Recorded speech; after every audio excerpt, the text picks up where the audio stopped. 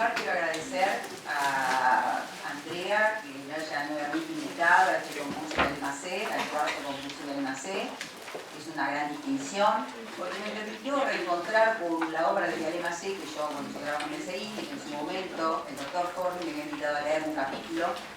Pero bueno, cuando uno es joven, un capítulo de esa obra maravillosa, 2 tomos, 1000 hojas maravillosas, bueno, tuve la oportunidad y a partir de eso leí no solamente la versión, la edición 2010 del Ministerio de Trabajo, sino fui, como me gusta estudiar, fui a la fuente, leí hoja por hoja, lamp by lamp, word by word, el libro del 1904, que es realmente conmovedor.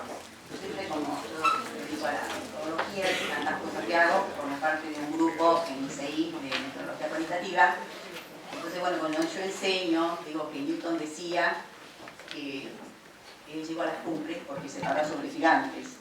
Y si estamos sobre gigantes, ¿por qué no llegamos a las cumbres? ¿Por qué no hacemos trabajos así de esta envergadura maravilloso? Porque este señor Viale Macé era abogado, médico, técnico de producción agropecuaria, trabajador incansable, maravilloso. Sabía teoría, pero sabía trabajar, porque el tema de acá, el gran desafío es tener conocimientos teóricos y de tener el método, el camino de cómo se produce el conocimiento. Entonces yo realmente me emocionaba leerlo, bueno, y a partir de todo este contacto, de esta nueva invitación, yo hice un artículo, quedó muy lindo, sobre la estrategia teórico-metodológica que subyace del informe.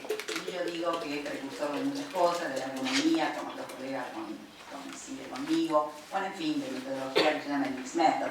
Bueno, entonces yo me emociono y digo que estas reuniones están veladas, están custodiadas desde el cielo por Viale Macé, de tantas personas. Bueno, esto yo tengo un gran desafío, porque tengo que hablar de metodología, que es un gran esfuerzo durante años, cualitativa, mixed method, debate, del paradigm, en fin, y tengo que hablar, no sé, cuando tengo 1 hora y media, entonces es un gran desafío, porque tengo que ayudar.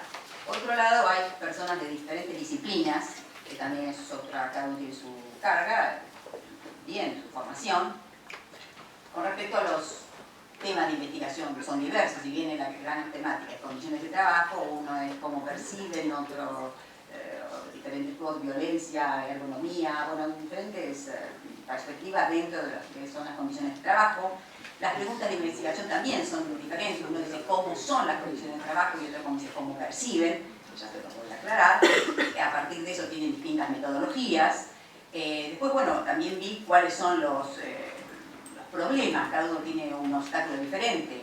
Uno no sabe mucho, bueno, quieren que les aclare el tema metodológico, otras son las técnicas, otra la encuesta, otra historia de vida, hay alguien que quiere aprender idiomas, francés, el inglés, ¿no? Otra bibliografía sobre el... Entonces, bueno, son muchas demandas. Bueno, con respecto a, finalmente, no hay mucha bibliografía. Cuando uno tiene un problema específico, lo que tiene que hacer es ir a los libros de la facultad, ¿no? Por ejemplo, si alguien necesita saber cómo se hace una encuesta, hay libros sobre cómo se hacen las encuestas. Nosotros en el CI publicamos hace años un libro que se llama Estrategias de Investigación Cualitativa. Ahí yo escribí un artículo sobre lo que les voy a decir, fundamentalmente cómo se hace un diseño, y bueno, y otros colegas míos sobre distintas estrategias dentro de la investigación cualitativa. Están las historias de vida, estudios de casos, bueno, puede ayudar. Yo ahí tengo un artículo que está editado por Gelisa, Barcelona, y es de 2006. Después hay otro libro que yo he leído que puede ser útil. Los libros, la vida es mucho más rica que los libros, pero los libros ya saben la historia. Bueno, pero hay algunas partes que pueden ser útiles. Hay un libro de Ruth Sautou que se llama Manual de Metodología, que es del 2010, es Ruth Sautou y un equipo, que lo he leído, hay partes interesantes. Bueno, en fin, hay que ir a hacer una punción sobre determinados temas, pero hay mucha bibliografía. Bueno, y con respecto a lo que ha dicho Julio, hemos investigado mucho sobre los maestros, sobre los vídeos, los maestros, y el mejor para mí que hemos hecho es sobre lo telefónico. El trabajo se llama Telegestión, el impacto sobre la salud de los trabajadores. Eso es un trabajo muy interesante, siempre lo cito porque la vida es compleja, ustedes sabrán, para ustedes como las nuestras, a ver, no me puedo quejar porque el trabajo es lugar de realización, de vínculo social, uno está muy feliz en el trabajo y al ser muy triste en el trabajo trabajo, pero no es todo negativo en el trabajo. Lo que pasa es que muchos libros estudian por lo peor. Hay gente que es re feliz de trabajo, y los artistas que si no trabajan se mueven y son... Entonces, bueno, hay que analizar. Entonces, bueno, tenemos ese libro que se llamó, y está también en la venta en el CI, para nutrirse, porque cuando uno va a hacer una investigación necesita muchas cosas y ver cómo en una investigación se resolvió un tema, porque es como in action, en acción, como resultó. Bueno, entonces espero serles útil.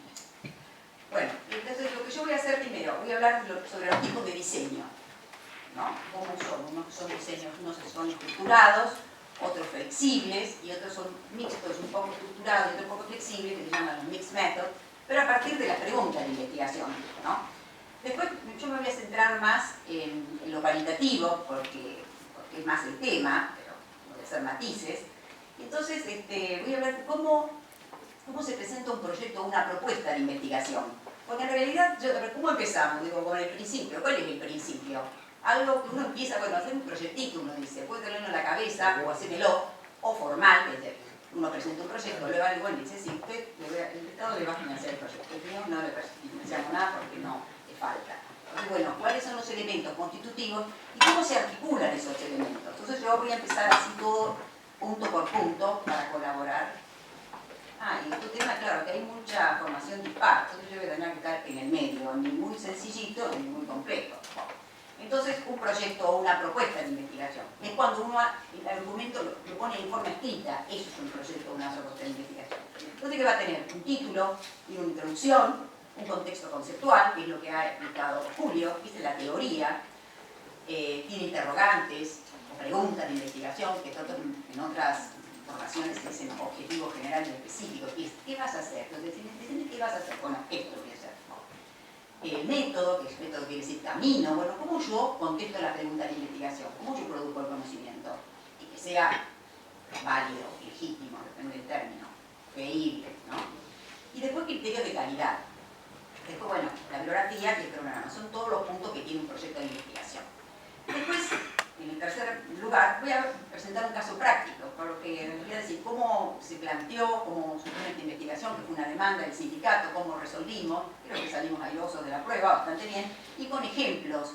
Cada investigación es especial, pero yo les presento lo que yo sé, lo que hicimos y resultó. Como todo cambia, todo se supera, quizá ahora si yo lo hiciera sería diferente. SOU, que se llamó Telegestión, su impacto en la salud de los trabajadores. La palabra impacto no me gusta, como si fuera un meteorito, hay más interacción, pero bueno, la vida es así, esperamos muchos, uno no puede.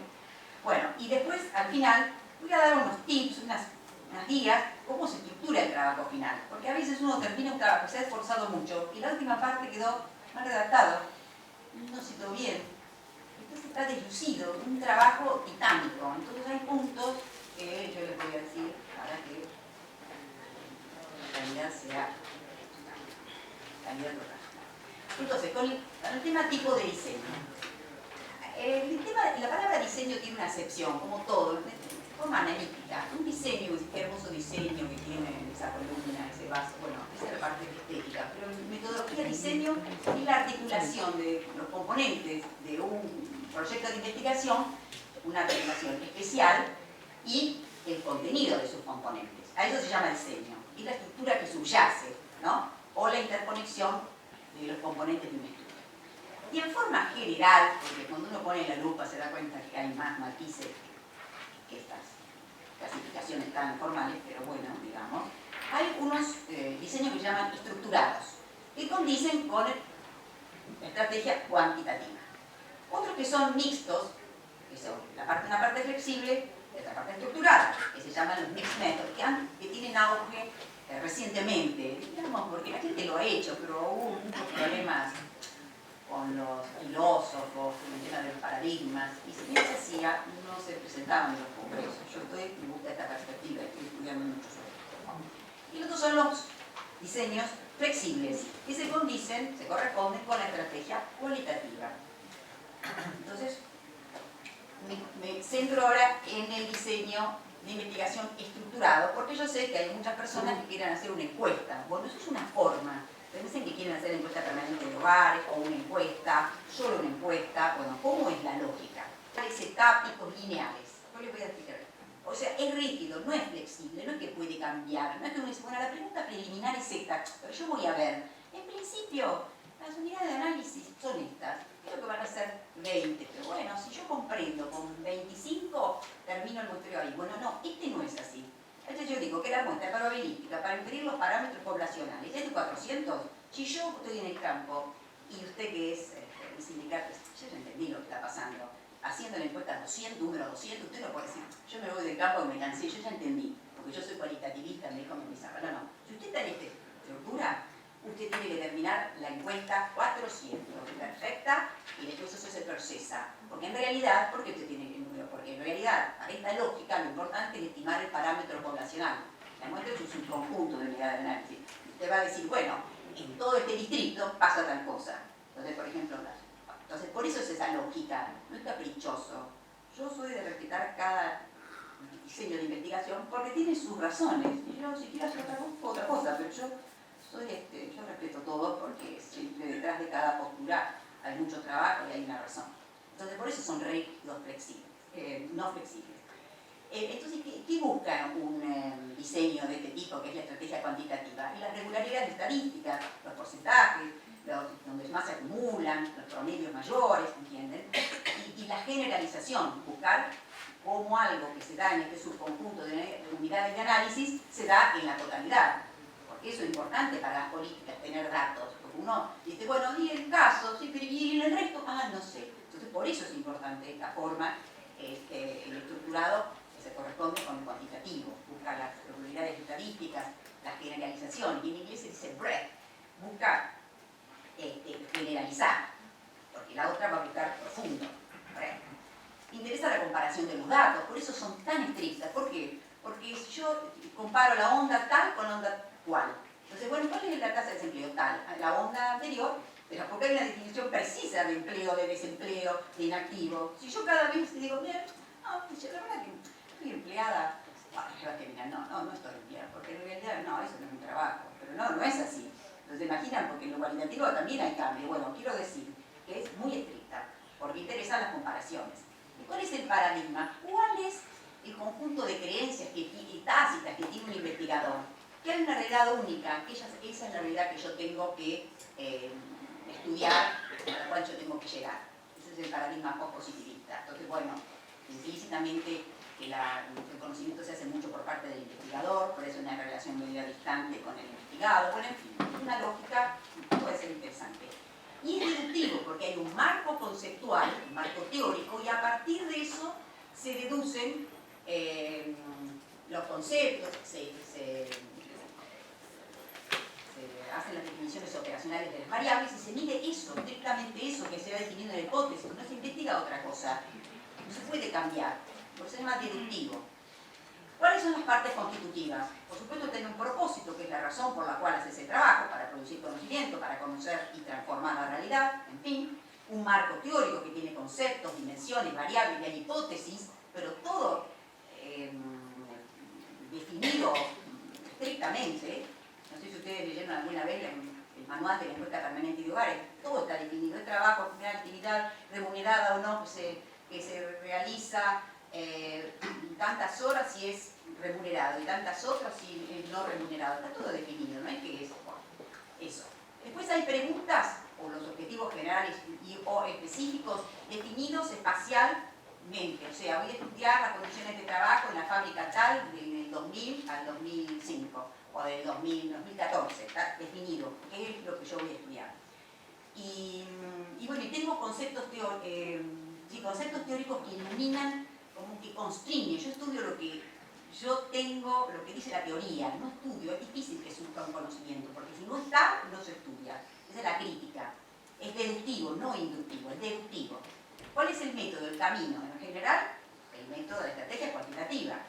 Tenés, bueno, cómo se eligen las unidades de análisis, o todo el universo, o un subconjunto que, como las muestras son probabilísticas, infiere el parámetro poblacional. Por eso uno de los personajes fundamentales acá es muestrista.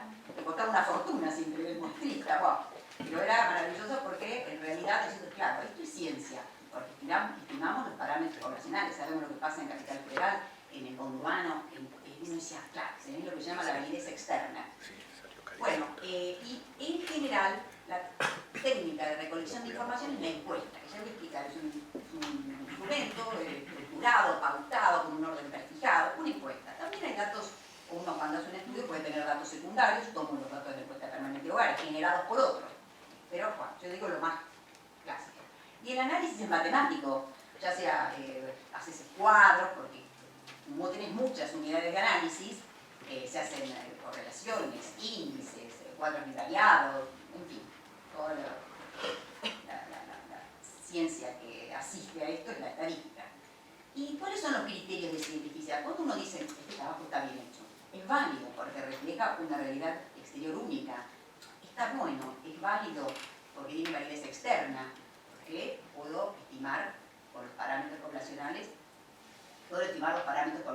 con los indicadores de la muestra. Luego, es confiable, siempre mide de la misma manera, no es caprichoso, es una investigación un día no. Y es objetivo, porque hay una distancia entre el investigador y no hay sesgos, no hay bias, no hay... Entonces, eso cierra bien con este tipo de investigación y puede ser. Después están los otros que se llaman los mixtos, que es una mezcla. ¿Cuándo opto por lo que se llamaría un mixed method? Cuando tengo preguntas complejas, cuando tengo fines prácticos, cuando uno quiere hacer recomendaciones, necesitas muchos elementos, no solamente medir, también las percepciones, entonces por eso uno mezcla. Y cuando uno trabaja con equipos interdisciplinarios, como hemos trabajado nosotros, sociólogos, economistas, ergónomos, ingenieros en higiene y seguridad, los médicos, bueno, entonces cada uno hace una... Si bien Julio dijo que es difícil, porque todos tenemos nuestras cosas, no es necesario que todos tengamos un patrón para que las miserias ocurran, que yo estoy detectado en muchos problemas, muchísimos, no tiene nada que ver con el capitalismo. Entonces, bueno, hay esto es mío, esto es tuyo, bueno, pero en fin, a veces se puede llegar a realizar una investigación buena con estos equipos interdisciplinarios. Es útil para determinados temas. ¿Y cómo puede ser? Por ejemplo, puede ser que una parte que comienza con algo cualitativo, observaciones, y después tenés una parte cuantitativa importante, o, bueno, acá cuando le pongo el más quiere decir que al mismo tiempo hay una parte cualitativa y otra parte cuantitativa. La otra modalidad es una parte cualitativa importante con peso y luego, a posteriori, hago una encuesta. Bueno, hay muchas modalidades de hacer esto y en este momento para las personas que investigan y están en esta forma de investigar y por los temas que tienen, consideran los dos complementarios, no antagonistas, la aproximación cuantitativa y la cualitativa. Cada uno responde a una pregunta de investigación y son complementarios. ¿Por qué se hace? Porque hay mayor comprensión de los datos, mayor confianza y para comprender los procesos y las covariaciones. Cuando uno tiene una tabla, cuando hay una asociación entre variables se llama la covariación, pero cuando yo analizo alguna historia de vida tengo un proceso y si las dos cosas son importantes, hago mixed methods. Bueno, pero ¿cuál es la lógica fundamental? Integrar los datos, ¿no? En un capítulo, acá está la historia de vida y en el capítulo 3 la encuesta. Lo importante, el corazón de esta modalidad es integrar los datos, por lo menos en el análisis y en la interpretación.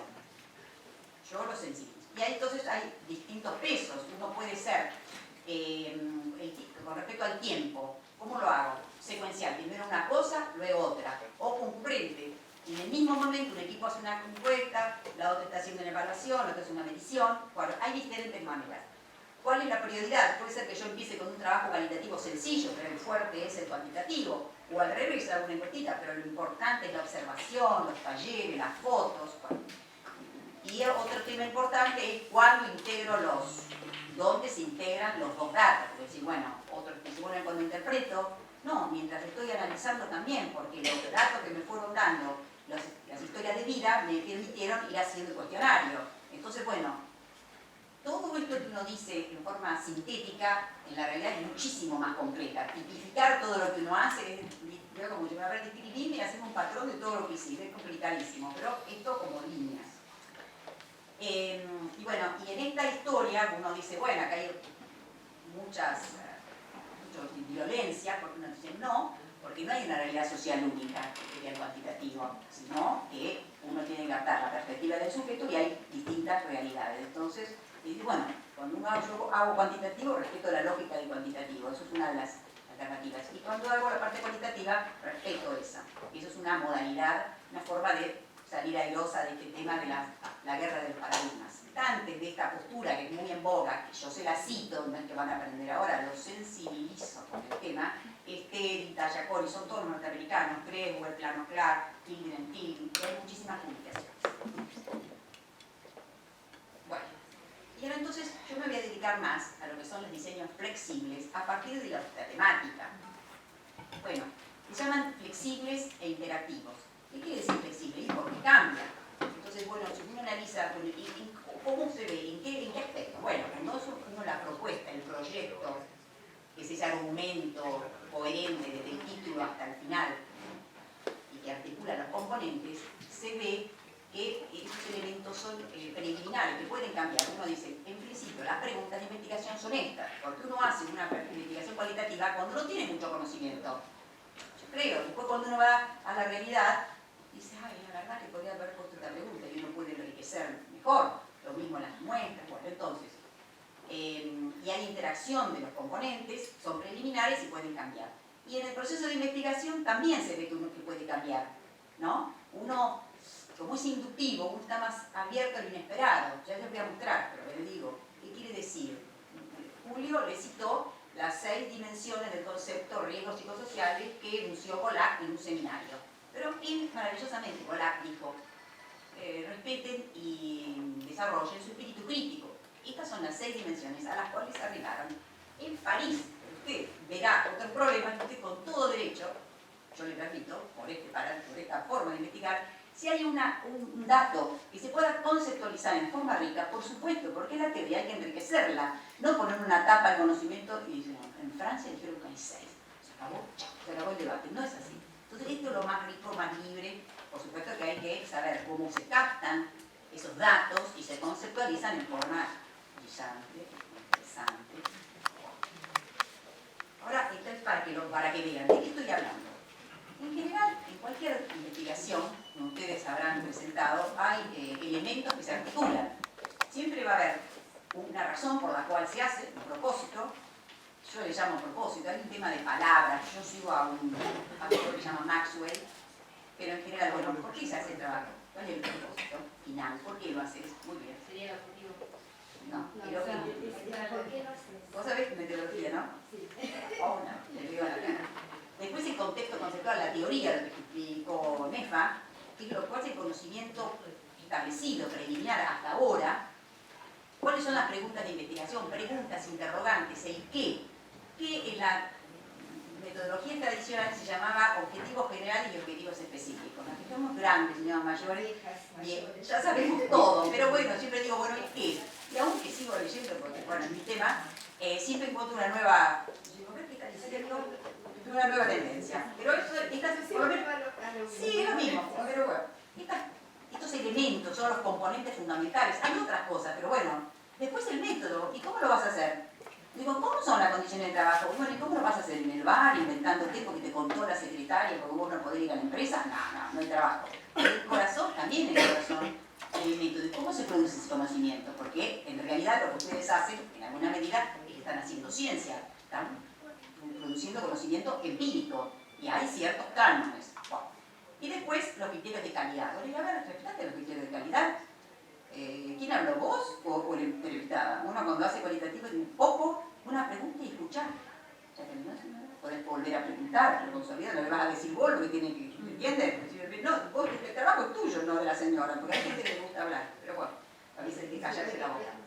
Bueno, entonces diseño en esta disquisición analítica es la articulación de estos elementos. Pero cuando yo escribo un argumento lógico desde el título hasta acá, se llama propuesta o proyecto. Y en la bibliografía que yo leo, dice que es más difícil articular o decir qué va en cada componente que escribirlo, porque escribir es cuando uno escribe cuando ya lo tiene claro.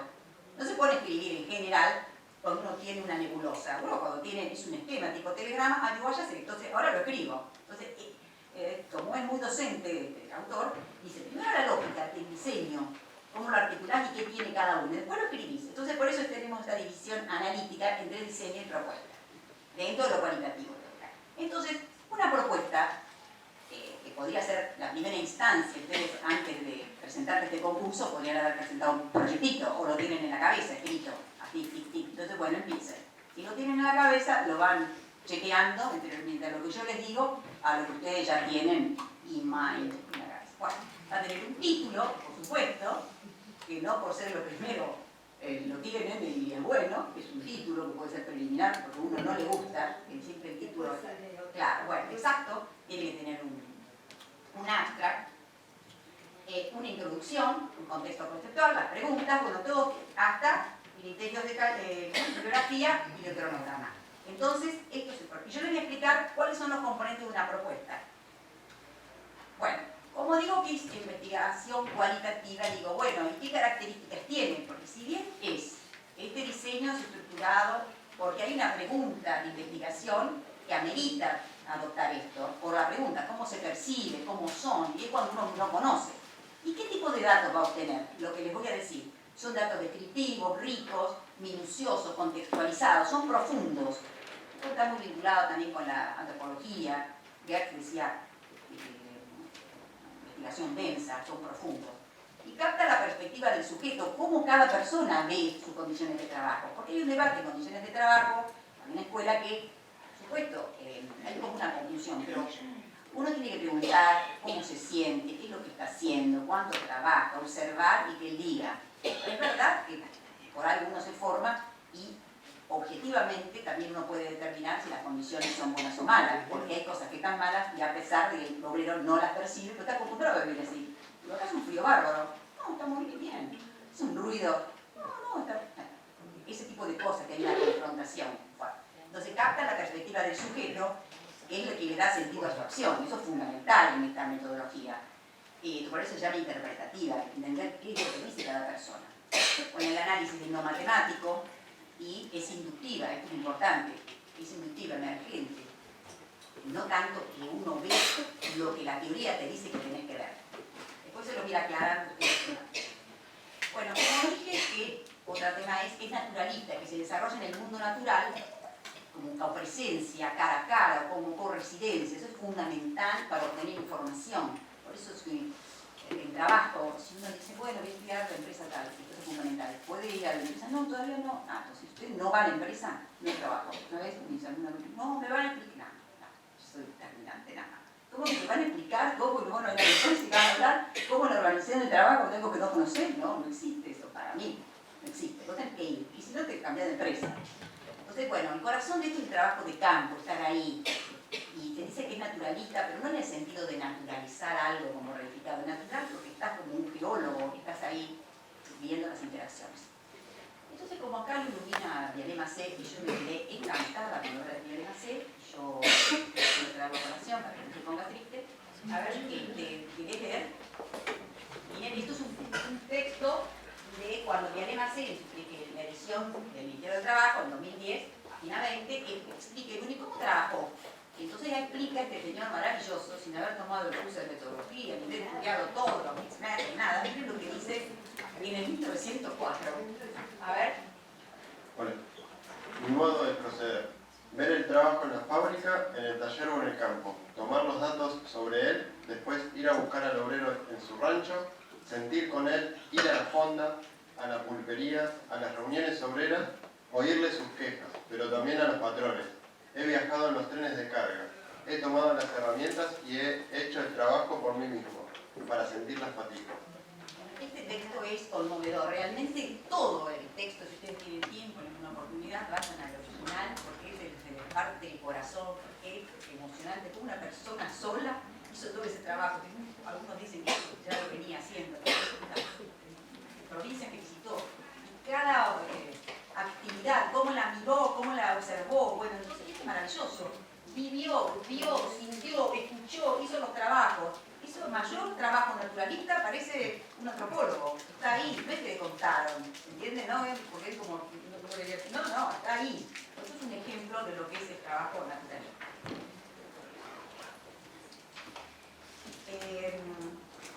Otra cosa muy importante. Entonces, bueno, y ahora digo, bueno, ¿y cómo surgió una idea? Porque si bien a veces uno tiene, bueno, más o menos lo que quiere investigar, hay como un embudo entre la idea general. Hay un tema, algo que les interesa, que les intriga, porque cada uno eligió, uno los docentes, otro trabajadores jurídicos, bueno, en fin, hay distintas trabajadores metalúrgicos, en fin. Entonces hay algún problema especial que quieren resolver, por alguna razón uno va leyendo. Claro, no solamente con ese tema es suficiente, entonces hay que escuchar conferencias, leer, hablar con profesores y demás, leer investigaciones, papers, porque todo eso va ayudando a poder como cerrar las preguntas, qué es lo que vas a investigar precisamente. No se puede investigar todo en poco tiempo con los pocos recursos, ¿no? Entonces uno encuentra un tópico o los riesgos psicosociales, si es que amerita, si es que la temática es esa, o los riesgos físicos, entonces uno cierra. Entonces pasa un tema y hace una pregunta de investigación, pero hay como un derrotero, no es fácil, tú le dices, bueno, ya sé lo que voy a investigar, no es fácil, es un proceso, quizá uno a veces no lo advierte, pero hasta que dice, tengo que investigar a partir de la problemática que hay en mi empresa, en un trabajo. Entonces ahora vuelvo a la propuesta. Entonces ya les dije que es un argumento claro, coherente y convincente, ¿no? Y es coherente desde el principio hasta el final. No es copiado, no es que yo hice un paper, entonces como la introducción del paper 4, esto lo hizo mi amiga, no, tiene que uno que se dé, porque uno se da cuenta, a pesar de que esté New Type Roman 12, está todo bien, se da cuenta que no sigue, no mira, no dice en suma, por lo tanto. Entonces, para contestar esta pregunta de investigación tengo este método, esta pregunta la que vos te das cuenta. Si digo que hay un vacío de conocimiento, entonces por eso mi investigación tiene una parte de finalidad teórica. Cuando uno en armonía, vos decís, qué bien que lo hizo. Cuando yo todo pegado, encarchado, uno se da cuenta. Entonces, coherente y convincente. Que va a explicar y justificar el estudio de una audiencia que lo va a evaluar. Y, como ustedes ya tienen sensibilidad social, que la persona que lo evalúa iba a decir, a ver, el dinero del Estado, ¿se lo doy a Juanita o a María? ¿Cuál es el mejor? ¿Veis? Tiene que ser el mejor, pero no puede perder los recursos. Entonces, por eso es importante. Quizás uno lo hace y lo lee otro para que lo controle. Bueno, comenzamos por un título. El título del trabajo o del proyecto, y después va a ser el de trabajo que lo puede cambiar. Tiene que ser sintético. No me gustan los títulos muy largos, pero tiene que tener todo en una mano. Las palabras fundamentales del trabajo tienen que estar en el título. Después uno dice, tiene que estar palabras tal y tal y tal. Después vemos cómo lo articulamos. Pero eso tiene que estar representativo del tema. No puede tener el nombre de una novela. Los gozos y las sombras, construir la marea, yo, tú, no. Que se pueda clasificar en una biblioteca, porque uno va a la biblioteca y dice, dame algo de salud, algo de obreros del vidrio, algo de tal. Tiene que estar, entonces lo buscan. Y puede tener un piso o dos. ¿Qué quiere decir? Esto tendrá dos pisos. Telegestión. Su impacto en la salud de los trabajadores, ¿no? Es como que el otro que aclara. Uno más público y otro más privado, pero que aclara. Pero con respecto a eso, en una clase que yo, una oportunidad estaba en el sur, y una joven puso, contra viento y marea, 2 puntos. El caso de los padres con hijos con discapacidad. Perfecto, eso. Perfecto, ¿no? Bueno. Entonces, título, piensen, nada es fácil, porque este título, después de 2 años y 8 personas investigando, ustedes que habían venido de París de hacer el curso de ergonomía, ¿saben quién puso el título? Uno de los jóvenes del sindicato que era muy inteligente, porque nosotros no podíamos dar con el título bueno y que gustara a todos. O sea, no es fácil poner un título bueno, poner un título, sí, no sé cuánto, todo, las condiciones de trabajo, no sé qué, 4 renglones, esos títulos horribles no van, algo más compacto. Bueno, la introducción siempre entonces comienzan con el tema.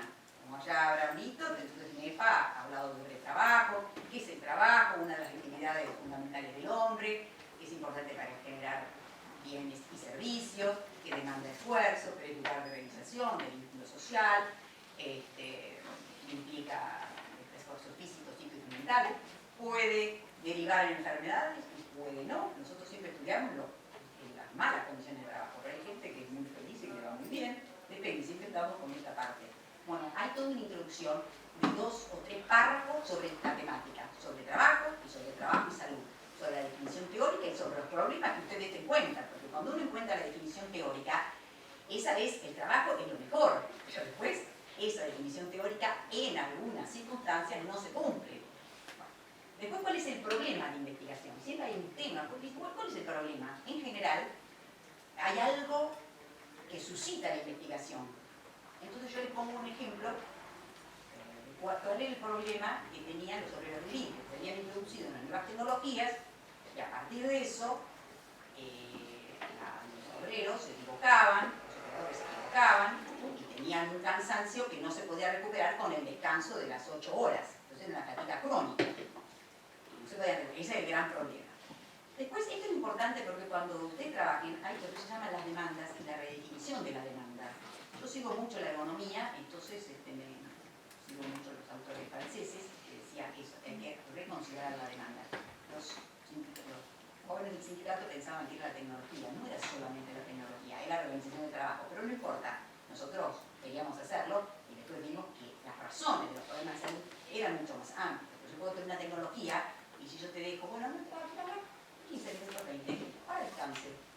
Nueva tecnología y una organización del trabajo terrible, porque tenían al mismo tiempo 2 o 3 llamadas, no podían descansar, no podían ni hacer así. Era la organización, no la tecnología, que había costado millones de dólares y era muy interesante.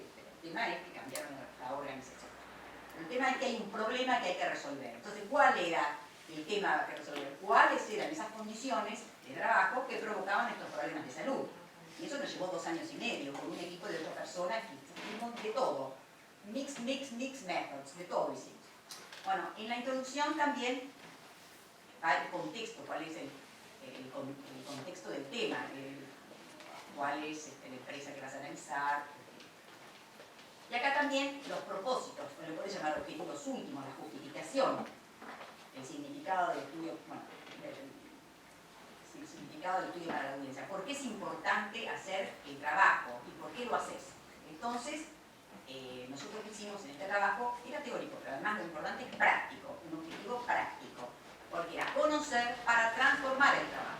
Esta es la máxima de los ergónomos. Ergonomía es, dice el libro, se llama Conecta pour le transformer, conocer para transformar el trabajo, las malas condiciones de trabajo. Entonces eran objetivos prácticos y nosotros le hicimos recomendaciones. Todo tiene un debate, no es que uno va desde afuera y decir, mire, usted tiene que hacer esto. No, nosotros como investigadores hicimos unas propuestas y se las acercamos a los jóvenes sindicatos. Y ellos, con los trabajadores, ven que pueden tomar que sí, que no. Porque si no cometeríamos el otro problema, que es el one best way, cuando el taylorismo dijo, yo ya sé, entonces hay que hacer esto porque como yo soy investigador, esto se hace. No. Bueno, la obra de Viale Macé, además de teórica, fundamentalmente era práctica. Porque, ¿qué decía? Urge la ley. En realidad, a él lo contrataron para hacer la ley, para que hiciera el estudio en el interior, para hacer la Ley Nacional de Trabajo. Y entonces ahí dice, urge la ley de trabajo, la abolición del vale, la proveeduría, la jornada racional, el descanso dominical. Había un conjunto de cosas para hacer. Entonces es una investigación eminentemente práctica. Y él, cuando lo lean, no solamente que ayude, colaboró para hacer la ley, sino terminaba un párrafo y decía, iba poniendo el articulado de la futura ley, hay que hacer esto, del mismo texto del original. No sé si en las ediciones hubo cambios. Entonces él propone, y además proponía, que trabajaba con las personas, proponía formas de modificar el trabajo. Dice, no, aquí así no se maneja. Como él también era también técnico en producción agropecuaria, él sabía todo. Entonces, no, así no se hace. En fin. Con el contexto conceptual. Ahora ya, entonces, hacemos la introducción, ahora el contexto conceptual. Va a explicar los aspectos teóricos fundamentales a ser estudiados, ¿no? Y son los conjuntos de conceptos y variables relacionados. ¿Qué es un contexto conceptual dentro de este esquema que yo quiero propiciar? ¿Qué va a hacer? Va a guiar, sensibiliza, focaliza, ilumina cosas que de otro modo no se podrían ver, pero no cierra el debate, no dice que hay que ver solamente eso. Pueden surgir otras cosas. Permite el surgimiento de datos que serán conceptualizados posteriormente. ¿Cómo se hace el contexto conceptual? Se construye, no es que se copia. Bueno, Nefa dijo que el bloque de Nefa. No, ya es grande, ya tiene una definición de trabajo. Porque, por ejemplo, yo digo, es una de las actividades principales del hombre. Otro dice, no es esencial. Yo cuando escuchaba eso, no era esencial. Hay tantas cosas, la familia, el amor, el deporte, hasta de Jura al fin dijo, las cosas principales del hombre son el amor y el trabajo. No sé. Entonces, bueno, en fin, hay como una elaboración sobre el trabajo, sobre las concepciones más importantes, sobre las dimensiones. Entonces hay un tema que incluye la experiencia vital y también las teorías existentes, el conjunto de conocimientos vinculados. Y generalmente cuando se habla de las teorías existentes, se habla de lo que llaman el estado del arte. ¿Qué se ha escrito? Entonces, es el análisis crítico de la bibliografía relevante y permanente. Bueno, de Jure dice tal cosa, Gola dice tal otra. Y uno a veces sí puede, matiza e interactúa con esos autores y dice esto sí, esto no, esto me parece, esto no me parece. En general, cuando uno es joven, bueno, a veces acepta, pero bueno, sabe que esto lo dijo tal persona. Y si quizá uno, si es muy perceptivo, muy crítico, muy creativo, dice, no, yo acá podría mejorar. A veces nos ha pasado, eso sería el deseo mayor, el logro mayor de crear conocimiento, que no va más de un investigador, poder crear conocimiento. Bueno, para este tema de crear conocimiento, hay muchas modalidades, ¿no? Uno lee y se va dando cuenta de lo que lee, de lo que vivencia, uno dice, esto no se corresponde. Yo estoy aquí en París, al lado del Sena, toman un té, y yo acá estoy en Lomas de Zamora, que no tiene nada que ver con lo que yo vivo. Porque eso es importante, porque los peronismos son fabulosos, pero eso en Francia y acá puede haber otras cosas. Nosotros tenemos que tener conocimiento desde acá, hay cosas que se dan. Bueno, hay una herramienta que se llama mapa conceptual que permite visualizar, y cuando uno interactúa con eso se da cuenta dónde está la gap, el vacío de conocimiento. Entonces, como yo le comenté que a mí me gusta la disciplina que se llama ergonomía, tiene un mapa analítico que a mí me resulta. ¿Qué dice? Bueno, analítico, está separado científicamente, porque en la realidad está todo junto. Entonces, ¿qué hay? Hay un vínculo entre una persona, ¿no? Entre una empresa y una persona. Que la persona tiene una edad, un sexo, una formación, una competencia, un estado civil. Y esta es una empresa que tiene, bueno, que en esa empresa hay un proceso de trabajo, una organización del trabajo, una jornada de supervisión, un salario determinado, medios físicos, riesgos psicosociales, en fin. Cuando yo analizo el trabajo, dijo Lefa, y analiza la economía, lo fundamental es la actividad. ¿Cómo se realiza la actividad? No tanto, o no solo, la tarea prescrita, que qué es lo que debe hacer. Hay una diferencia entre la tarea prescrita, lo que nos dicen que tenemos que hacer, y otra es la realidad, qué es lo que hacemos, cuáles eran las condiciones, si había luz, si no había luz, si había silla, si no había silla, todo ese tema. Entonces lo importante es eso, la tarea real, la actividad, el esfuerzo que se realiza. Siempre hay un vínculo entre estas dos cosas. Y siempre analíticamente esto influye en la salud, de todo tipo, como habló Julio, y en la calidad del trabajo, porque es importante que uno tiene que preservar la salud, pero además tiene que estar orgulloso de la tarea que hace. No puede ser que yo, la verdad que no tengo ningún problema, la clase del animal no la preparé porque no me puedo cuidar de salud. Las dos cosas son importantes, la excelencia y la salud. Entonces, las dos cosas son importantes, por eso también me gusta todo este esquema de... Entonces, analizando, uno mira con respecto a riesgos psicosociales. Todo dado que nosotros somos señoras mayores, como vos, había una bibliografía de unos franceses que analizaban determinadas dimensiones de los riesgos psicosociales, lo relacional. Entonces yo iba a mirar a la fábrica y si yo contestaba esos esquemas, ¿usted trabaja solo o acompañado? Tiene vínculos de cooperación sociales con sus compañeros, sí. Entonces yo contestaba eso, no había riesgos psicosociales, porque el esquema estaba midiendo ese tema brutal por 4 dimensiones, porque quizá era suficiente para el trabajo que estaban haciendo. ¿No? Yo no critico a nadie, quizá en su momento, en el 1950, era así, estaba bien. Pero el tema es que en el 2014, con otra realidad. Entonces, analizando, porque ya lo habíamos visto, entonces uno dice, claro, hay un vacío, una gapa, hay algo que hay que mejorar. Entonces, uno pone toda la artillería ahí y dice, acá a ver si podemos hacer algo. Es difícil, bastante que uno se da cuenta y capta intuitivamente los testimonios, los datos que dan cuenta de algo. El tema después conceptualizar, ¿no? Con una categoría conceptual interesante. Entonces, acá hay un problema. Entonces, ahora les traigo quién medianamente solucionó, pero no quiere decir. En el seminario de septiembre de 2012, que yo concurrí, Michel Gola, sociólogo brillante, habló de los riesgos psicosociales. Y entonces comenzó la exposición, maravillosamente, desde mi punto de vista, porque dijo que ellos habían arribado a 6 dimensiones, que cada dimensión era importante, porque era de alguna razón particular, pero lo importante es que no todos estén de acuerdo, que había que desarrollar el espíritu crítico. no estén de acuerdo, alienten y apliquen su espíritu crítico. Entonces, dijo, el Colegio de Expertos ha retenido a título provisorio 6 dimensiones de los riesgos. A título provisorio, un colegio que está formado por 22 personas brillantes. Otras dimensiones se han puesto en evidencia y otras emergerán en el futuro. Esto es una manifestación maravillosa de sabiduría, de humildad y de amor al conocimiento, porque por ahora es así. Entonces esto se une. Porque mi problema es que siempre yo hablo de estas cosas en la clase de metodología y la gente mira azorada, porque como en las clases me enseñan como si fuera la Biblia, todo así, ¿cómo no va a ser? Si ya lo dijeron. ¿Cómo voy a crear si ya está todo dicho? Bueno, no es así. Entonces este señor brillante, el mundo de 15 millones de personas, muy brillante, alentó esto. Entonces acá se une lo que yo digo del contexto conceptual, que ilumina, sensibiliza, pero no cierra el debate, no constriñe, no mete categoría redonda en dato redondo en categoría cuadrada, en fin. Entonces se unen las dos ideas. Entonces no pueden decir las cosas inapropiadas, ese es el tema. Cuando hay, por ejemplo, mal funcionamiento de la tecnología. Por ejemplo, ¿qué les afecta? El tono del cliente, no tienen que perder la compostura, tienen que dar la cara por la empresa. Otro tema es perder la estabilidad, cambio de directiva, sentirse controlado por la supervisión. Entonces nosotros, ¿por qué resalto esto? Porque en realidad nosotros nos dimos cuenta que si nos guiábamos por la bibliografía del LEST, del Laboratorio de Aix-en-Provence, solo miraba lo relacional. Entonces, ¿usted conversa? Sí, señorita, converso. Los temas laborales y sociales, sí. ¿Y usted trabaja al lado o acompañado? No. Entonces, estas 4 cosas las cumplía.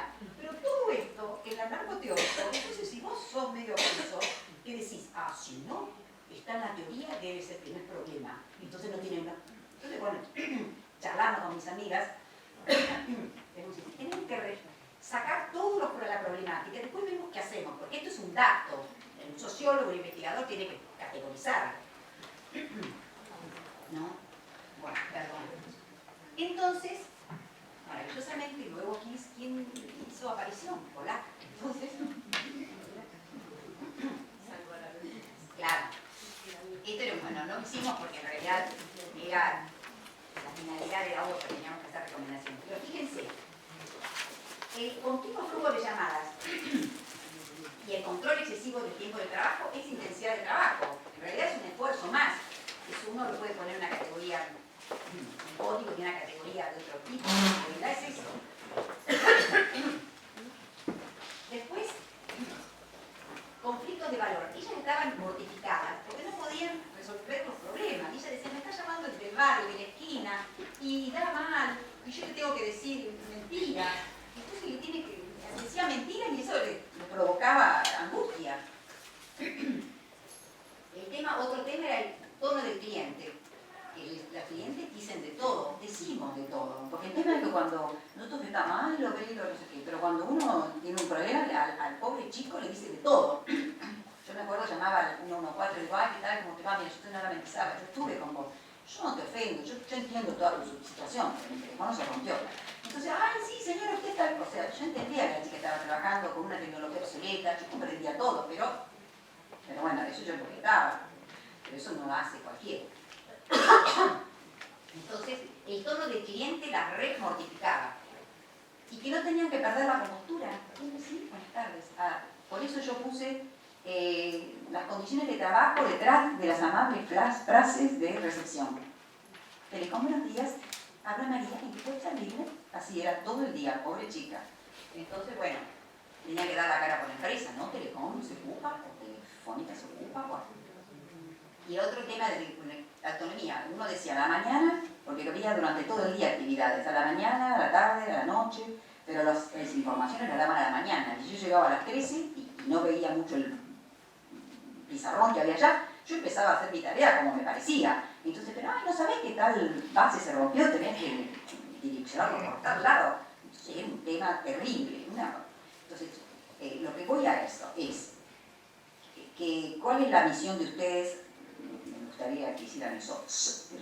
Rescaten en forma inductiva todos los datos que manifiestan los entrevistados. Y después lo bueno es categorizarlos, teorizarlos, poner en categorías preestablecidas o creen un concepto, que es un gran desafío, yo digo, pero sería el deseo de última. Y si lo logran me mandan un mensaje, llegaron a las cumbres. Volar, ¿no? Claro, claro, no, superando a volar, superando a volar. Bueno, entonces luego de este tema de la teoría, que entonces el contexto conceptual, que no es el marco teórico, porque el marco teórico te diría es esto, y se acabó, y se investiga eso. En cambio acá estás unida y vuelta continuamente. Bueno, y otro punto. Estos temas es en las preguntas de investigación, los interrogantes o objetivos generales del tipo. ¿Qué vas a investigar? Para muchos es el corazón, todo define. ¿Qué vas a investigar? Esta es mi pregunta. Ah, entonces haces tal cosa. Ah, haces tal otra. El corazón, ¿qué es? ¿Qué vas a hacer? Ah, bueno. Entonces, ¿qué es lo que querés entender o explicar? Y tiene que ser clara, relevante y respondible con los recursos que tienen, con las condiciones que tienen, el dinero, el tiempo, ¿entienden? Porque a veces uno tiene alguna pregunta muy ambiciosa y no las podés contestar. Bueno, siempre que no ni muy focalizada ni muy amplia, situada en el espacio, bueno, en dónde, y tienen que ser diferentes. Esto es un debate que incluso yo corrijo y digo, esto no es así. ¿Qué vas a hacer? ¿Por qué lo vas a hacer? Es el propósito. ¿Por qué? Porque yo quiero conocer y hacer recomendaciones. Es el propósito. ¿Por cuál lo vas a hacer? ¿Por qué lo vas a hacer? Porque te gusta, porque para consolar, porque bueno, hay muchas razones por las cuales uno hace un trabajo. Y también son diferentes de la pregunta de entrevista, porque en la pregunta de entrevista, ¿qué tal? ¿Cómo le va? ¿En el trabajo? ¿Se la puedo molestar? ¿Tengo hoy, mañana? Tiene que haber siempre un ambiente amable, cálido, porque la gente está trabajando, y uno va y, yo tengo que hacer mi paper, por favor, no, ¿cuándo puedo venir? Que no lo molesto, perfecto. Entonces, bueno, ¿qué está haciendo? A ver, ¿puedo observarla? Bueno, empieza una charla tranquila, una pregunta tranquila, y ella que tenga oportunidad de contestar. Pero la pregunta de la investigación, no es la que puede tener un concepto teórico, no es la misma de la entrevista. Yo no puedo decir, mire, como dijo la ergonomía, ¿cuál es la tarea prescrita y la tarea real suya? Pero es un concepto de nosotros, de los investigadores, que pueden conocerlo. No, ¿qué es lo que está haciendo? Ah, bien. ¿Y qué es lo que, bueno, no, ¿qué dicen los manuales? No, porque a mí me dicen que hay que hacer tal cosa. Entonces me dicen, esa es la tarea prescrita, dicen ustedes. Bueno, y así infinidad de cosas. No es la misma la pregunta de investigación que la pregunta de una entrevista. A veces son preguntas así más sencillas. Bueno, acá en el metro, que quiere decir camino. ¿Cómo contesto yo las preguntas de investigación? Si bien ahora está bien, es flexible, digo que en realidad hay tres modalidades: cualitativo, cuantitativo y mixed methods. Bueno, método. Hay muchos puntos. Bueno, a ver, te van a preguntar, bueno, ¿y cuáles son las unidades de análisis? ¿Haces un censo, toda la población, o un subconjunto de unidades de análisis, que es una muestra?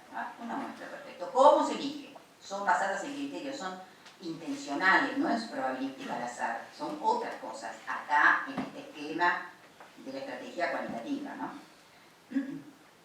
Otra cosa que hay que poner en los proyectos, bueno, ¿cuál es el lugar? ¿Cómo se selecciona la empresa? Si no tiene permitido el acceso, y justificar por qué se elige, bueno, tal lugar, porque es donde más problemas surgen, porque me lo dijeron los dirigentes sindicales, porque tuve una reunión previa, en fin. Y otra cosa también que uno tiene que asentar es si hay accesibilidad al terreno, si es posible hacer el trabajo, si no es posible. Pues yo quiero estudiar la minería, sí. Pero no, ¿verdad que yo me debe dejar? ¿Cómo me estudiar? No, porque estoy viendo unos videos. No vas a Catamarca a estudiar minera lumbrera o investigar otra cosa, vas a las huertas de acá. No, yo no. Bueno, ¿cuáles son las técnicas? ¿Cuáles son las técnicas para recabar información? Dentro de la cualitativo tenés entrevistas, que son abiertas, observación participante, historia de vida, video, fotos, talleres, collage. Siempre recordando a Abel Macé, él preguntaba, ¿ustedes son felices? Señor, dice un momento así hermoso que dice, el monte y la libertad. Si volvieran a hacer, ¿qué elegiría usted como oficio? Carrero. Y le pregunta, ¿qué está haciendo usted ahora? Es maravilloso. Yo digo, este hombre absolutamente brillante, no sé qué hicimos durante 100 años, no sé, realmente, sí, hermosa. Es maravilloso el libro. Bueno, estas son las preguntas que se hacían. Otro punto importante de la investigación son los aspectos éticos. Porque yo digo que esta investigación es naturalista, hay una copresencia, es una relación cara a cara, face to face, ¿no? Pero en ese vínculo el investigador tiene que respetar la identidad del entrevistado, tiene que tratar de preservarlo, tiene que haber garantizado el anonimato, si él quiere que haya anonimato. Si él dice, no, quiero que los datos míos sean confidenciales, uno no puede decir, dijo, no analizaba tal cosa, porque le puedo perjudicar. Y eso es antes, durante y después que terminó el trabajo. Cuando uno publica, uno puede ser Nora o María, 28 años, Juan, 33, nada más. Salvo que él diga, entonces sí, dice, no, yo quiero que ponga porque a mí me interesa mi testimonio, quiero que todo el mundo sepa lo que yo digo, eso es otra cosa. Pero los aspectos éticos de la investigación cualitativa, eso es muy importante. También en la cuantitativa, porque dice, yo tomo datos individuales, pero se manejan de forma agregada. Si ustedes analizan una encuesta, hay una ley que dice, se respeta la confidencialidad. Acá, mucho más. Y siempre en las entrevistas tiene que haber confianza, intimidad, reciprocidad y agradecimiento, porque la gente nos dedicó tiempo. No es que, como no tienen nada que hacer, siempre tiene que haber un clima muy encantador para que el trabajo salga bien. Y tiene que dar confianza, quizás no es la primera vez. Y después le voy a decir a ella que yo la conozco. Pero mañana, pasado, se genera con entrevistas reiteradas el análisis. En la investigación cualitativa se comienza a analizar desde el principio. Hay análisis e interpretación, análisis e interpretación. Yo hago una entrevista, voy a mi casa, la desgrabo, en general se hace, se paquea todo, es un trabajo terrible o hermoso, como quieran. Entonces, pero ya, maravilloso, ¿no? Maravilloso. Pero entonces uno se va, y así es ida y vuelta. El análisis comienza desde el principio. Eso es fundamental para un, desde el principio. Desde el análisis, de la recolección. En cambio, en las encuestas, cuando terminaste de hacer todas las encuestas, y se editaron y se cargaron, ¿verdad? Ahí decía, ahora dame una distribución de frecuencia. Y ahí comenzaste. Si te equivocaste en algo, ya, lista. No, si no, me parece que está mejor, porque no se puede cambiar. Bueno, por eso uno es estructurado y otro no. Porque yo voy viendo, y la segunda entrevista la hago mejor. Y yo digo siempre que en el análisis, esto es lo más oscuro, porque acá se percibe el talento, hay una parte pautada, que todos los libros dicen, usted recolecte los datos, tiene que haber una comprensión, usted lee, escucha, graba, desgraba, tenés la entrevista y vas codificando, o sea, tenés el texto, dice, yo me levanté muy temprano y después tengo que trabajar, bueno, eso es jornada de trabajo, entonces, si usted quiere ver cómo la jornada de trabajo, en el texto parte este sector y tenés una etiqueta que le pones jornada de trabajo. Bueno, y así vas haciendo un trabajo, que no te lo voy a explicar ahora, pero así se surgen del texto categorías, y vos te manejas con las categorías, conceptos que tenemos aquí, los códigos y las categorías. También cuando uno va haciendo el trabajo, como uno le tiene que ir surgiendo ideas, hace memos, escribe, tiene un trabajo interior de campo, donde escribe sus estados de ánimo y las ideas, lo que le va surgiendo. Me parece que pasa tal cosa, para no olvidarse, porque uno después la mente te traiciona. ¿Qué es lo que se me ocurrió? Algo se me ocurrió cuando estaba hablando con tal persona. Entonces vos estás muy concentrado y te escribís todo el trabajo del diario que va a ser tuyo, ese es tuyo. Pero después hay otra etapa, eso cuando estás en el campo, pero otra etapa, y yo siempre he pedido, hay una etapa en el escritorio que vos tenés que ver, a ver, las categorías. Y a veces estás, después de 10 años te das cuenta que te podrías haber codificado mejor. Entonces esta etapa es conocimiento tácito, no sé de dónde se aprende, es una capacidad, bueno, y cuando uno interpreta y puede crear teoría. Es una parte que estás ahí solo o con tus colegas, bueno, a ver, dale de vuelta. Entonces uno, ya sé, me parece que esto es así, Juan.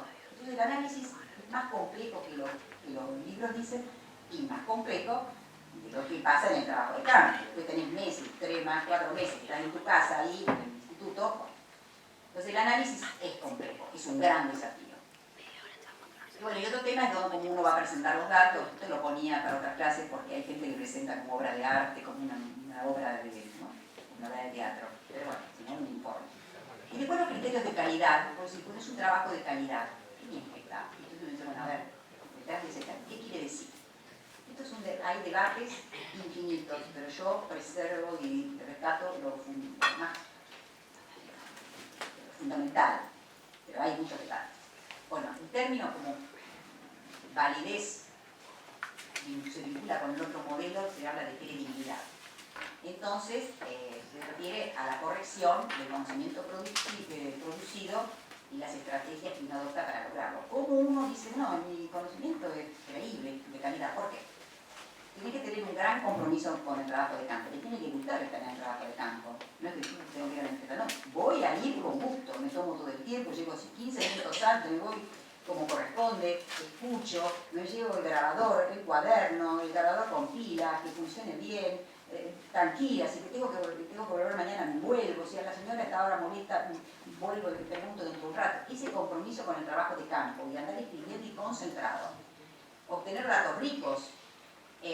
Bueno, y hay un tema que es, a veces tengo un testimonio, pero ese testimonio que tengo se puede triangular o ver con otros datos de otras perspectivas para tener una idea importante, definitiva del tema. Por ejemplo, no, estamos bien con el tema, se siente bien, parte física, sí, estamos bien, pero uno sabe que hay 8 grados, hay contaminación, el nivel de ruido 80 decibeles, entonces bueno, las personas no lo perciben realmente con una medición objetiva.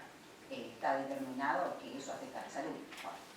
Después hay otra forma para garantizar la credibilidad y la revisión. Muchas oportunidades no tienen testimonio, lo hace leer al entrevistado a ver si está bien y después uno hace la evaluación como investigador. Esto es muy interesante, incluso en otras actividades nuestras uno revisa y luego está bien, bueno, ahora después yo analizo. Entonces la revisión por entrevistados, por propios entrevistados. Y otra cosa es la revisión por pares, se llama la peer review, peer par. La revisión por par o no par, por tu mismo equipo de investigación, porque el tema es que uno es genial para ver los defectos de los otros, pero los propios no los puede ver ni los puede resolver. Entonces, a ver, léelo vos. Entonces la revisión por un par o un no par, otra persona de su confianza que lea y dice, no, acá tenés que cambiarlo, mejor este párrafo, ¿entienden? Eso cuando uno está terminando el trabajo. Bueno, ahora les voy a hacer, ya termino, un ejemplo del libro negro. Bueno, saben que surge por la demanda del sindicato telefónico, por ejemplo de la Federación de Poesía. Bueno, acá muestro un poco las técnicas. Este es el lugar de trabajo objetivo. Este es el lugar de trabajo a partir de un collage que hizo un grupo. Tenemos una colega que se llama Esther Giraudo, muy buena, que estudió en París, y sigue las pautas de unos ergónomos alemanes que hacían con esta técnica, resolvían problemáticas con esta sola técnica, ¿no? Pero bueno, es muy útil. Entonces, ¿cuál es el disparador? ¿Cómo veo mi puesto de trabajo? Entonces, a partir de esto, fue las primeras 8 horas comienza la investigación, estuvimos 2 años y medio. El primer día, sin haber ido a la empresa, descubrimos todo esto. A ver, ¿cuáles son los problemas más graves? A ver. Muy bien. Muy bien. Muy bien. Muy bien. O sea, claro. Bueno, ahora sí, tenéis el dato, pero están categorizándolo de acuerdo a las categorías de las condiciones de trabajo. Ustedes fíjense, en verano, sé que es un calor bárbaro detrás de esa reja, porque como está todo insonorizado, es terrible. Pero la pobre chica, el pobre muchacho está abrigado porque el aire acondicionado acá es un tema terrible. Bueno, y allá en cambio, la calefacción, en invierno hay una calefacción brutal y ella está en bikini. O sea que, ¿qué riesgo psicosocial? Están los riesgos psicosociales. No debe ser obcecado. Están diciendo esto, no, yo estudio lo cual. El problema físico era grave. Hay un problema en el guiao. El café viene de, no sé, de la cuadra anterior con la motoneta. Bueno, esto es grandioso. Yo siempre lo doy una cosa, la gente es muy inteligente que es. Como una persona, le hicieron esto maravilloso. Esto está publicado en el libro, por eso no es una evidencia. Bueno, tiene problemas en el software, miren, un signo de interrogación, no anda el sistema, no puede saber si la línea funciona o no funciona. Bueno, a partir de esto, como que habíamos individualizado la mayor cantidad de problemas de las condiciones de trabajo. Pero, lo decía yo, no, la economía hay que analizar la actividad del lugar. Tenemos 2 años y medio para comprender estos problemas in situ. Pero miren, esto es una técnica, un collage, y interpretamos nosotros, en realidad,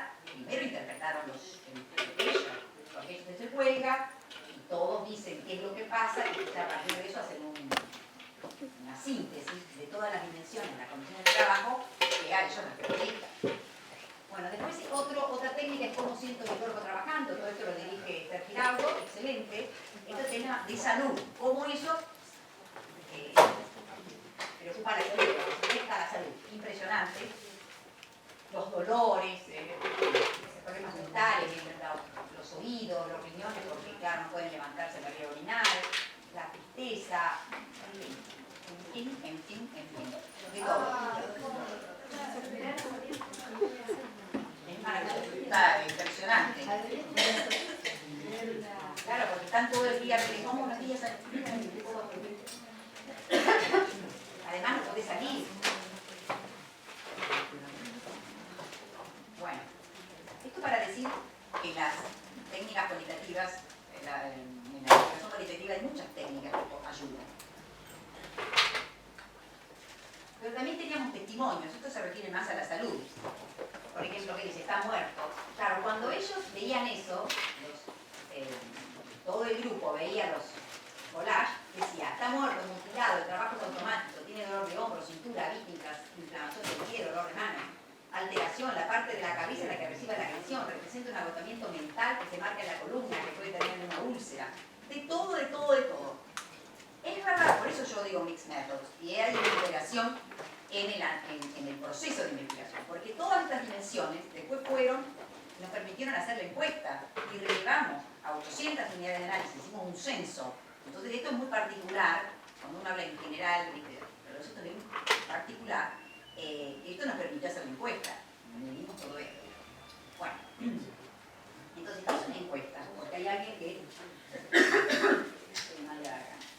¿Qué es una encuesta? Es un instrumento de recolección de información de la otra, del diseño estructurado.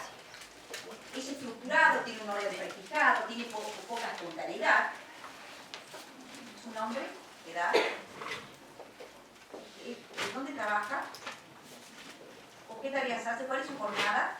¿Usted está de acuerdo o desacuerdo? Así es la relación, distante, fría, objetiva, generalmente es oral, y generalmente lo releva un encuestador formado, que eso es fundamental, tiene que saber lo que está haciendo. También hay encuestas autoadministradas, pero eso es muy complejo, porque no todo el mundo contesta y contesta. El tema esto es serio. Yo prefiero las relevadas. Cuando uno confecciona la encuesta tiene que hacerlo por temas. No puede empezar por jornada, después pone supervisión, después vuelve a la jornada. Hay como una primera parte, es como va increyendo. Entonces hablas de la organización del trabajo, después de la organización del tiempo de trabajo, la organización del tiempo de trabajo, la supervisión, las remuneraciones, en fin, el medio ambiente físico, ¿entienden? Por temas. Después, al final van los datos de clasificación, los datos personales, edad, sexo, en fin, estado civil. Va por temas. Y cuando se organiza es una pregunta clara por vez. No es una pregunta que tiene dos preguntas en una que cuando dice sí no sabes a cuál está diciendo. Pregunta clara, que pueden ser abiertas o cerradas. Después, ¿cuál es el proceso? Hay una edición de los datos. Cuando uno llega a la encuesta, a ver si dice sí, pasa a pregunta 8. Si dice no, siga. Entonces, si dice sí, tiene que ir a la 8, no puede seguir, porque dijo sí. Entonces, toda una edición, un trabajo de filigrana para que los datos sean válidos. Si no, son una ensalada rusa. Hay una edición. Después los datos se cargan a la computadora. Después la analista del sistema procesa los datos. Después, antes de nada, hay un plan de cruce, vos sabés qué es lo que querés obtener. Vos vas a cruzar y salud con duración de la jornada. Siempre las variables que discriminan, las variables independientes van arriba. Entonces yo ya sé cuáles son mis plan de cruces y ya tengo una encuesta para contestar eso. No es que, ay, vos sabés que quiero hacer esto. Ah, pero no preguntaste. Ay, no tengo tiempo. No, ya terminó el operativo. Entonces por eso es tan estricto. Todo tiene que estar fríamente pensado. Y bueno, después se analiza, sale una matriz de datos, la distribución de frecuencias, hay cuadros, correlaciones. Entonces lo hago matiz porque voy a presentar ahora un cuadro a partir de la encuesta. Uno de ellos era operadores clasificados según errores cometidos y estados de ánimo por empresa. Entonces, es un cuadro bivariado, como verán. En el cuerpo están los porcentajes, que esas son las unidades de análisis. ¿Y qué veíamos? Situaciones, otras cosas, además de problemas de salud, tenían olvidos y distracciones, porque ya cuando están en la hora 7, ya ni sabés ni cómo te llamás, ni qué tenés que dictar, ni cuál es la pantalla.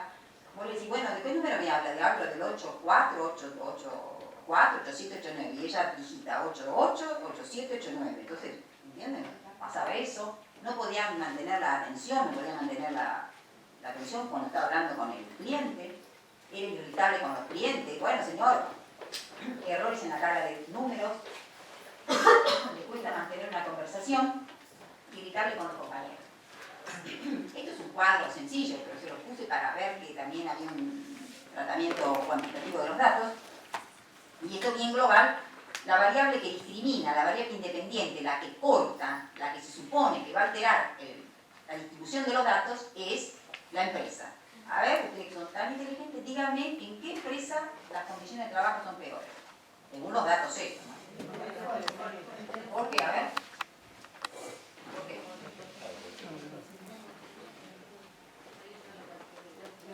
Exactamente, sí.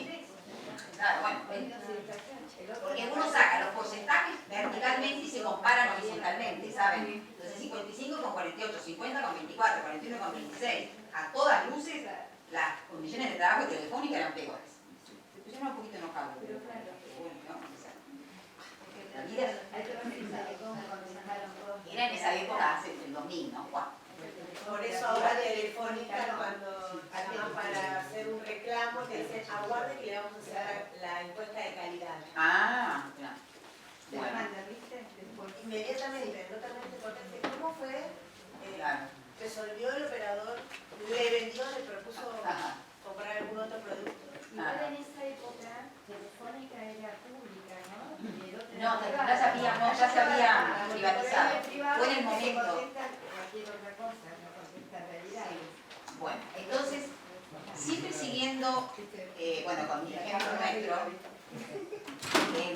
mezcla de mezcla, una parte estructurada y otra parte flexible con datos ricos. ¿Te dan cuenta que es un ejemplo maravilloso para mí, ¿no? De mezcla de métodos y que se justifica y están integrados. Bueno, los ingenieros en ingeniería y seguridad, por otro lado, por eso esto es concurrente, porque mientras nosotros hacíamos una cosa, en otro lado, al mismo momento estaban brindando otros datos.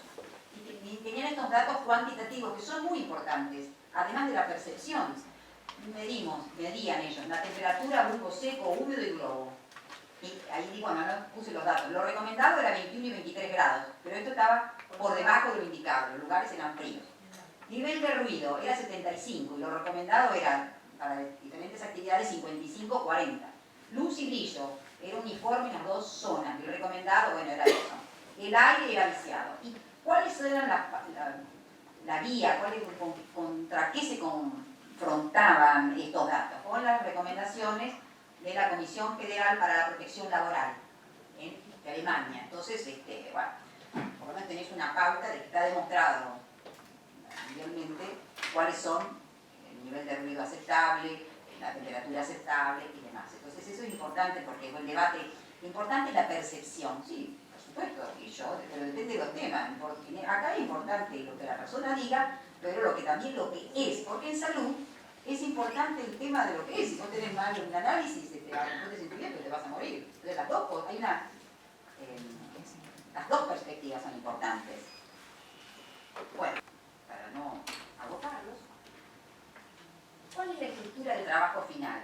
En realidad, bueno, no sé, no hablé con Andrea cuáles son las pautas. Generalmente hay unas pautas para presentar los trabajos, pero uno tiene que seguirlas desde el principio, porque después remontar eso, si uno lo tiene desordenado, es un trabajo titánico de presentar el trabajo de forma que se pueda leer y tenés que corregir y tardar mucho más. Entonces hay que hacerlo bien desde el principio. Bien. Entonces va a tener una carátula, me imagino, con el nombre de la institución que demanda el trabajo, el título del trabajo, nombre, apellido y año. Ya pueden empezar a hacer la carátula, las letras, todo prolijo, como correcto. Ya tienen la primera hoja. Tienen un índice preliminar, pero lo hacen. Un resumen y un abstract del trabajo, resumen o abstract. Puede tener, no sé, 150 palabras, 200, en fin. ¿Y qué va a tener? Un tema. Cada oración pesa, porque son 200 o 180 palabras, no sé. Entonces, una oración, ¿cuál es el tema?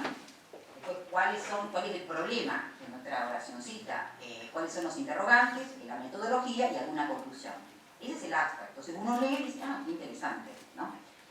Y bueno, el trabajo tiene que tener una introducción, como es medio y medianamente parecido a la introducción del proyecto de investigación. Entonces va a tener un tema, uno o dos párrafos sobre ese tema, el problema, la justificación, y esto es una modalidad, también puede ser así. Entonces pones los objetivos, los interrogantes en la introducción, en un párrafo aparte, la metodología, el marco teórico y con su estado del arte. Y después comienza el desarrollo. Capítulo 1, tal y tal, puede ver el contexto de la empresa, capítulo 2, las condiciones de trabajo, capítulo 3, salud, en fin, después lo ven. Pero eso, conclusión, bibliografía y anexo. Eso puede ser una organización. Elijan la que elijan, pero háganlo, entonces ya lo tienen. Y esto de, ya sé, ya puedo ir escribiendo la metodología. Uno se va organizando para no hacer 20 veces lo mismo. Después hay otras pautas formales. Son sencillas, pero ya empiezan a escribir bien. Por ejemplo, puede ser papel A4, interlineado 1,5, tipografía Arial 12 y o New Type Roman me gusta a mí, pero yo estaba en una facultad que era Arial 12, entonces lo puse Arial 12. Entonces,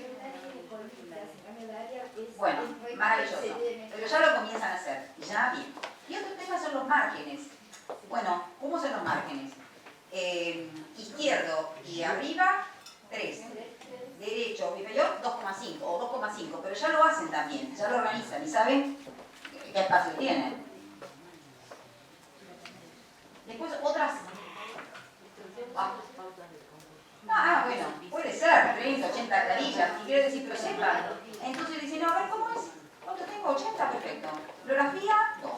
Conclusiones, 2. Entonces van haciendo, en la carrera del índice tal, la introducción tanto, ¿a cuánto tengo? Tengo 3, más o menos lo mismo. No puede ser que el capítulo 1 tenga 40 hojas y el capítulo 2 tenga 2 hojas y el capítulo 3 una. Tiene que haber un equilibrio. Entonces ya si ese esquema lo tienen, ya les va ayudando. Wow. ¿Cómo se cita? Según hay normas para citar. Ustedes, no sé, cada uno tiene su facultad y no sé si este conjunto tiene normas. Entonces hay normas para citar en el texto y en la bibliografía. ¿Cómo se la bibliografía también? Ojo, hay que citar perfectamente, todos iguales. Perdón la interrupción. Sí, digo, para que no sigamos preguntando, las bases y condiciones tienen que, como pauta, que se tiene que seguir un formato. Y ese formato está dentro de lo que se llaman pautas para la redacción de trabajo monográfico, que está para descargar de la web. Ahí dice el tamaño de la letra, el tipo de tipografía y también tiene una referencia respecto a las normas APA para las citas. De todas formas, el último taller va a tener que ver con la escritura particular de la monografía, pensando en que unas semanas después ustedes ya lo están presentando formalmente, ¿no? Entonces, si bien, digamos, hay unas normas, nosotros lo que decíamos que es ahí cuando uno más se acuerda de qué es lo que tiene que hacer o recurre a último momento a mirar también eso, entonces lo pusimos al final por si a alguno le quedó una duda entre el inicio y el final, ahí con Laura Henry, que anda por ahí, la doctora Laura Henry, nos vamos a encargar de eso. Bueno, por supuesto me alegro que hayan cuidado ese aspecto, pero como disciplina, cuando citen ya bien el nombre del autor, la fecha, bien, nombre, la fecha de la edición, el nombre impecable en inglés, en francés, el lugar de edición, la editorial. Bueno, eso impecable, bien, porque siempre le falta un dato y uno te devolvió el libro y no le falta la editorial, el lugar, bueno, un libro. Y ¿cómo se cita? Si es más de 4 renglones, un texto y una cita de Jules, si es más de 4 renglones se pone con sangría, interlineado sencillo, para mí, ¿no? Sin comillas, sin cursiva, y con letra 11 o 12, pero con una sangría así impecable, un espacio acá y otro espacio acá. Si es muy larga, por ejemplo, quieren citar una ley, va en anexo. Y cuando van a citar si es más corto, menos de 4, o sea 3, se cita en el texto. corrido, va con comillas. Por ejemplo, como dijo, que las condiciones de trabajo son tal, tal, tal, 2 puntos. Entonces, cerrar las comillas. ¿Quién lo dijo? ¿En qué año? ¿Y en qué página de ese libro? Que por supuesto van a citar. Si es textual, va con el número de la hoja. Ese tema que ustedes dicen, ah, qué pavada, nosotros nos ha llevado a una angustia muy grande, porque citábamos, luego teníamos que presentar un trabajo y no encontrábamos el paper, la hoja. Entonces, todo eso hay que ser súper, súper cuidado, tener los libros acá, citar bien y chequear, porque si no, vas a veces te angustias por un detalle mínimo, pero que es importante, no se puede entregar en una mala cita. Bueno, eso son cosméticos, pero a veces te arruinan la tarde. Todos los cuadros tienen que tener título y fuente, población total clasificada según tal por tal, y fuente, Ministerio de Economía o dato propio. Y luego con el texto decir, bueno, véase figura tal, porque uno se refiere al cuadro. Cuando uno presenta un cuadro, no es que el cuadro hable por sí solo, vos presentas el cuadro como reaseguro para mostrar algo que ya explicaste en el texto claramente, o de forma verbal. Otra cosa importante, las ideas se expresan en párrafos. La unidad semántica es un párrafo. Cuando uno escribe, no escribe ni una oración por acá, otra oración por acá, o una palabra. Un párrafo que tiene sentido. Puede ser que una idea la tenga que expresar con 2 párrafos. Un párrafo es un punto aparte. Pero no cualquier punto aparte es un párrafo. Tiene que tener un párrafo sentido. Entonces, un párrafo, punto aparte, otro párrafo. ¿Entienden? Eso es fundamental. ¿Y cómo es? Uno presenta primero un tema. Voy a presentar tal tema, las dimensiones del trabajo son tales, ya las enunciás, entonces, primero, segundo, tercero, en suma y cerrás. No podés dejar al lector porque después alguien lee, y si la persona que lee se mortifica porque la tenés ahí, no sabés, uno va viendo, a ver cuándo termina la enumeración, voy a citar 10 dimensiones del trabajo, que son estas. Después, en suma, hemos visto 10, de las cuales las más graves son estas. Siempre presenta, desarrolla y en suma. Por lo tanto, algo así para ir cerrando. Bueno, otra cosa que digo, hay que evitar el uso indiscriminado de la negrita, la cursiva y el color. Bueno, yo guío a unos alumnos de la universidad y a veces los chicos con el amor para que las ideas sean más fuertes, ponen en color, están bien con Arial, pero ponen en, no sé, en letra romano, en letra gótica, otras cosas, no. Sobrio, no es un panfleto, no puede poner negrita, más colores, y no. Digo, no, saque, todo eso, entonces, sobrio, salvo en alguna oportunidad, alguna palabra, pero en general, porque si no te impacta, si no uno ve y pega la lectura con esa agresión visual. Las palabras en inglés siempre van en cursiva. Evitar el uso indiscriminado de la letra mayúscula en el texto, porque la gente pone todo en mayúscula y no es así. Algunos nombres propios van. Y si uno pone una sigla, primero pone la palabra, y después la sigla, y después de esa cita siempre es OIT, pero ya uno la expuso bien.